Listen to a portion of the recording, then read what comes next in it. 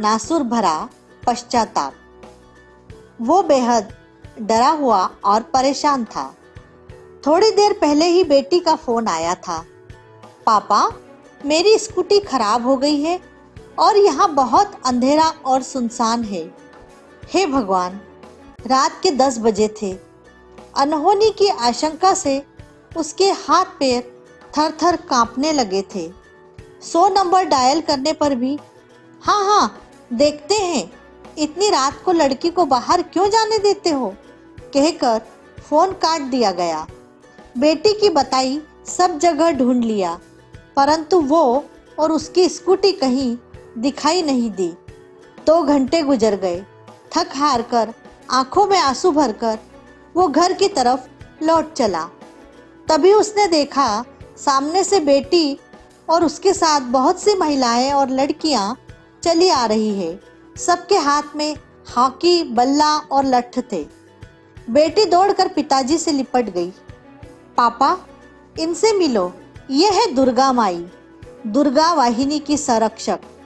कभी भी कहीं भी कोई लड़की मुसीबत में हो या उन पर कोई विपदा आए, दुर्गा वाहिनी के सदस्यों के साथ ये मिनटों में वहां पहुंच जाती है। आपको फोन लगाने के बाद मैंने इनको फोन किया और ये 10 मिनट में वहां आ गई। कुछ गुंडे अकेली समझकर मेरे पास आ गए थे। दुर्गा माँ और इन सब ने मार मार कर उन्हें लहूलुहान कर दिया और सबसे माफी मंगवाई। वो सफेद साड़ी पहने सफेद बालों वाली महिला को ध्यान से देखने लगा। अचानक उसे 25 साल पहले की घटना याद आ गई।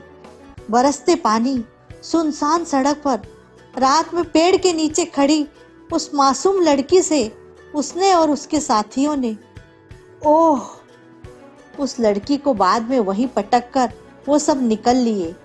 बाद में बहुत हंगामा, समाचार, कोर्ट, इंटरव्यू, लेकिन कुछ समय बाद सब कुछ ठंडा पड़ गया और रिश्वत देकर वो सब छूट गए।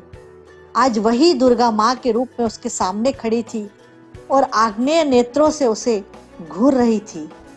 अचानक वो दुर्गा माँ के पैरों पर गिर पड़ा और पश्चाताप में फूट फूट कर रो पड़ा।